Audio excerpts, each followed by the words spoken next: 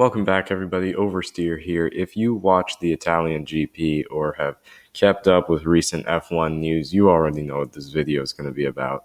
Lewis and Max collided with each other on lap 26, I believe, in a very awkward accident that took them both out of the race.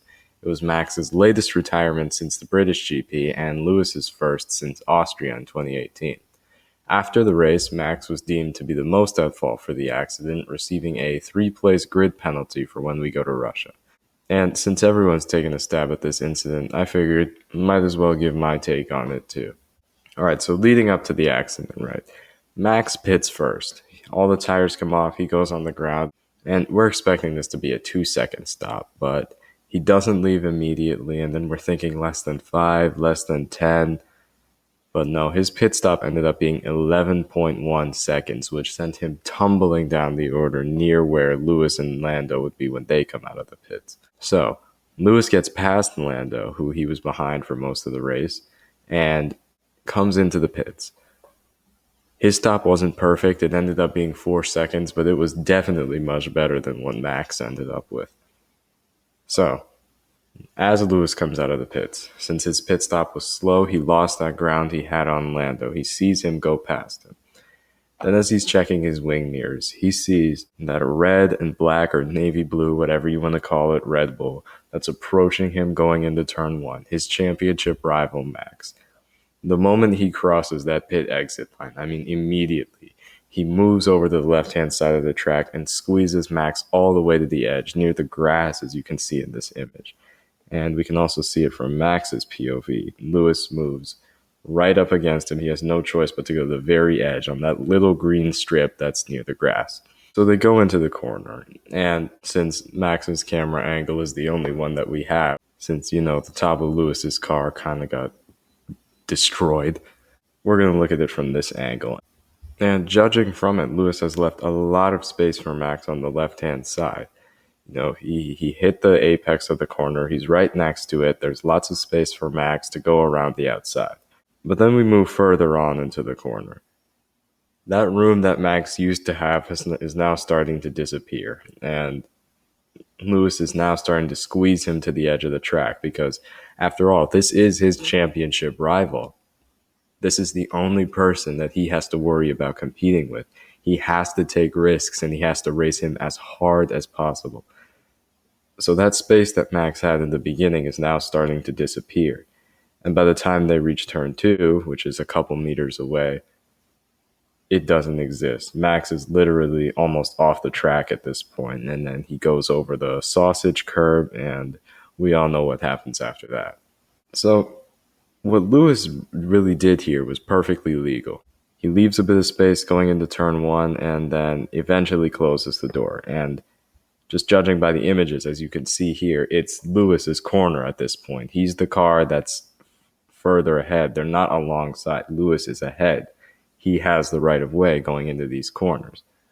So when he doesn't leave space, he's expecting Max to back out of it, right? And I think that's one of the reasons why the stewards are giving Max a 3-place grid penalty for it.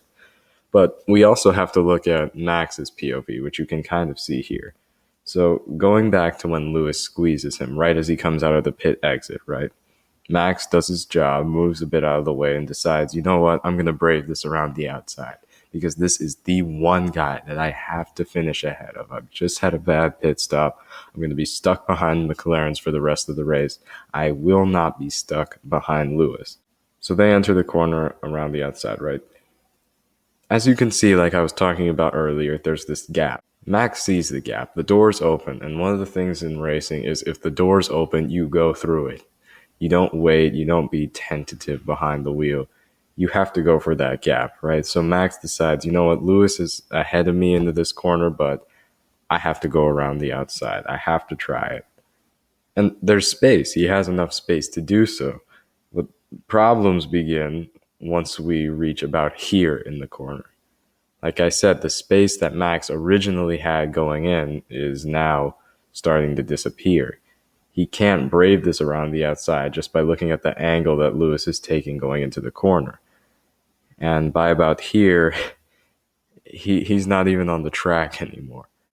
And so the thing is, like, people are saying, Max should have backed out of it. Like the stewards, I think, are saying that, there was not enough space for Max to be able to make the move. Lewis was further ahead in the corner. He has to back out. If we look at this final image here, which I think is the moment Max realized he is not going to make this corner, it's not easy to back out of this corner because if you think about it, this is already such a slow section of the track. There's almost no way he can take the runoff area and not crash into Lewis anyway. He'd have to come to basically a complete stop to back out of that. So it's not easy for him to make that work. So he's just figuring, you know what, I'm already here. I might as well just brave it around the outside. And they end up crashing as a result. And so here's the thing. At a first glance, it can really easily look like, based on who you're biased towards, oh no, this is Lewis's fault for not leaving enough room. This is Max's fault for not backing out. But when you're just looking at this, I have to say it's a racing incident. Because what Lewis could have done, right? He squeezes Max. As you can see from this image here, as they're going into the corner, instead of leaving this door kind of open for Max, he could have just not left any room. He could have taken the normal racing line, which is exactly what Max did to him on lap 1, and there was no penalty because that's racing. If you're further ahead on the inside and there's a car on the outside and you force them to take the runoff area, it's legal, right? I think this is an agreement that the drivers have with each other. Lewis could have done that, and it would have been perfectly fine. But what he does is it's kind of like he sets a trap for Max. He says, hey, Max, the door's open. You can come through here. But then once Max is like, okay, sure, I'll go through. If we move back to this image, that door starts to close. And it's once we get here, like as I was saying, Max is kind of trapped. Like he has nowhere to go. He can't go to the left because sausage curves and other curves, he will probably cause an accident. And backing out again is going to basically bring his car to a complete stop, which is very awkward. This is not an easy position to get out of. Like if Lewis had not left any room, if he just was further ahead in the corner, forced Max to go wide, but Max was determined to go around the outside and crashed into Lewis, then it would have been Max's fault. And then I could see why the stewards gave that. But because Lewis does this sort of trap thing, which is smart, it took him out of the race, but I'll give it to him. It was smart. It's kind of difficult to say that this was Max's fault. He's a racing driver. He's going to go for gaps. And when he's already in there and the gap is closing, there's not much he can do. He was trapped. So really, that's why I see it as a racing incident. And the thing is, when we see these crashes, like on Sunday, we witness history. I mean, 2021 is already an insane season. And the picture of Lewis and Max out of the race in the gravel is going to be remembered for a while.